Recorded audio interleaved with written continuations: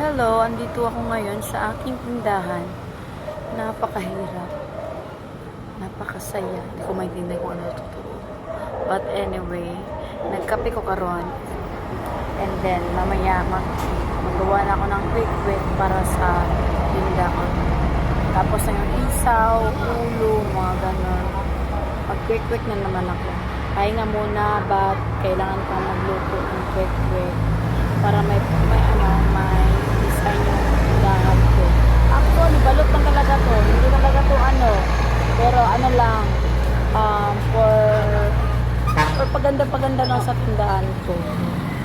Kaya nga ito, wala akong magawa. Kailangan ko lang mag-live ng video para may ko.